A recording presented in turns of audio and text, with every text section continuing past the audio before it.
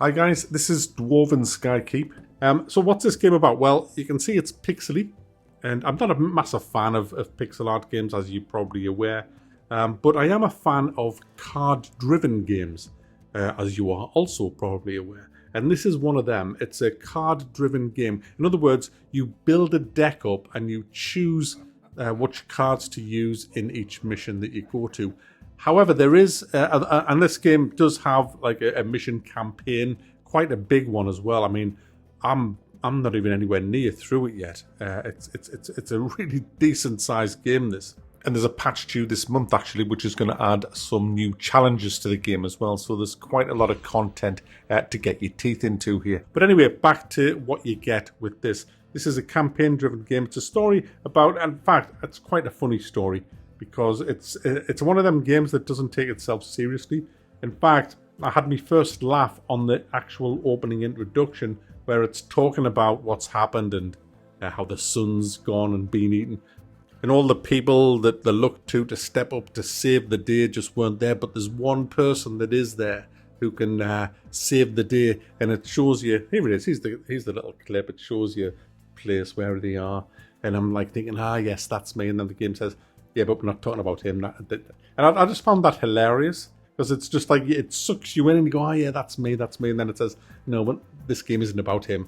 And then it goes to me, this wizard who is nothing, just a nothing kind of wizard.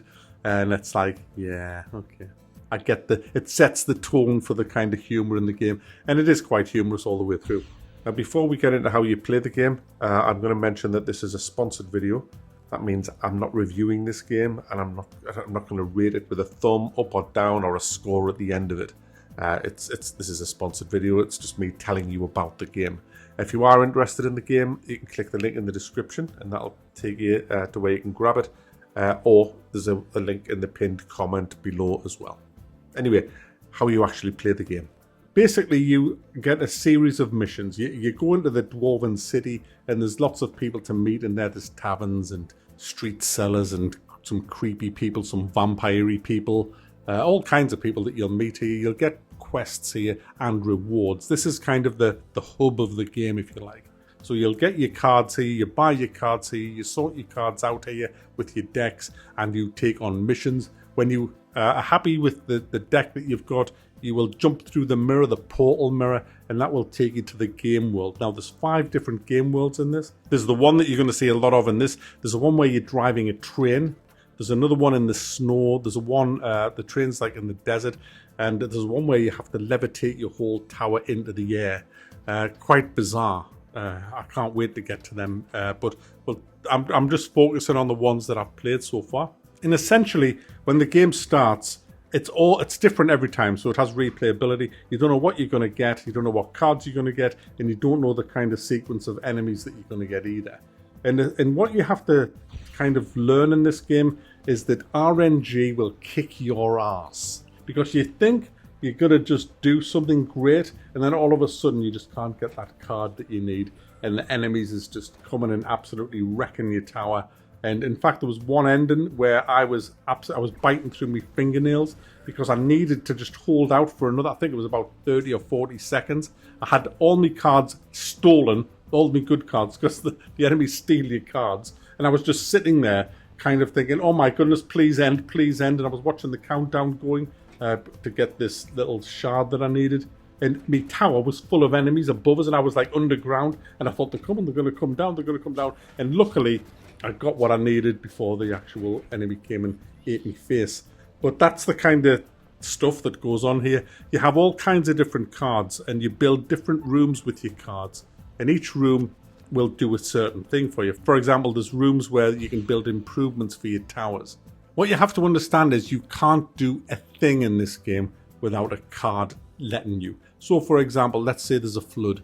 Let's say the rain comes down and it starts to flood. You can't pump out that water unless you have a water pump. You get a water pump by building an improvements, like an ability room where you can get stuff like repair a room, pump out a water from a room. It's like a kind of a utility kind of room. You also get like a carpenter's home improvements room. There's another room where you can drop torches and swords and stuff like that.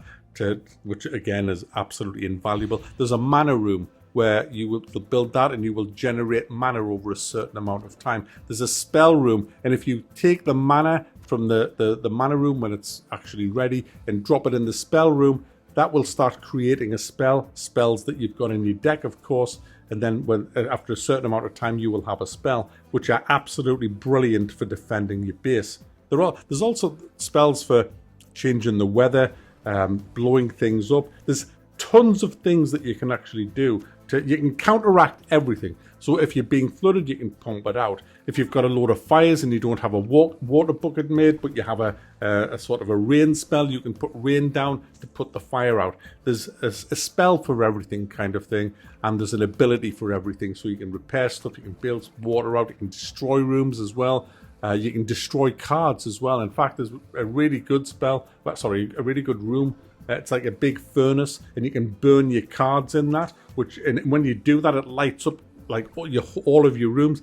And sometimes you want all your rooms lit up, because if there's ghosts attacking on certain levels, there's ghosts, and they can only stand in being there in dark rooms. But if you light all the rooms up, they have to flee. But the thing is, to build all of these rooms, you need dwarves.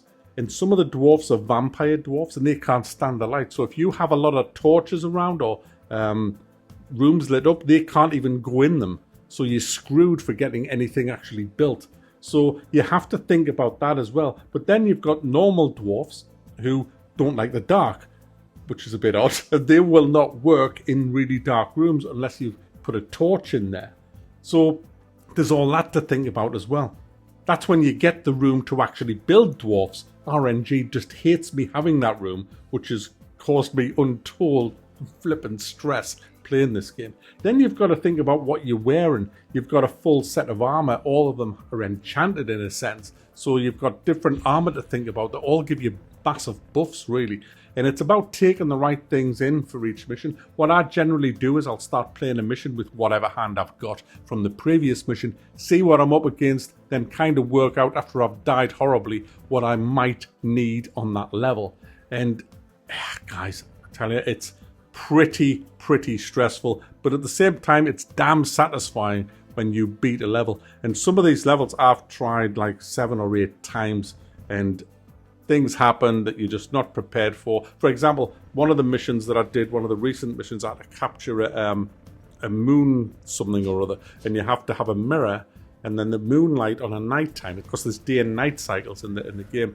When the moon's shining on the mirror, you will start, the countdown clock will start going, and I think it's about 10 hours in-game hours, which is quite quick, before you will get that little shard.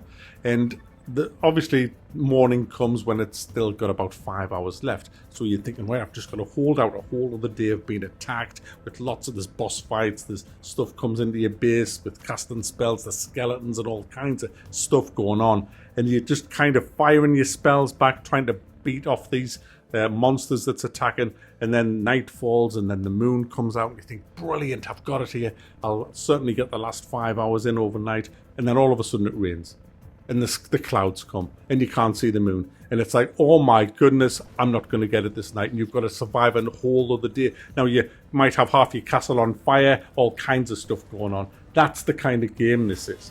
That's the kind of game this is. So if you like a bit of a challenge, and I do think it is quite challenging, it's kicked me in the nuts a few times with the RNG, but you know, it's a card game. You know, when you play any kind of card game, RNG's there. It's just what it is. But it's got a funny dialogue. It's very satisfying to actually beat the level, and there's a ton of levels in there. So there you go, guys. That's Dwarven Skykeep. I can't give it a score, obviously. I can't thumb it up or thumb it down because this is a sponsored video. But if you like the sound of it, click the link in the description. Thanks for watching.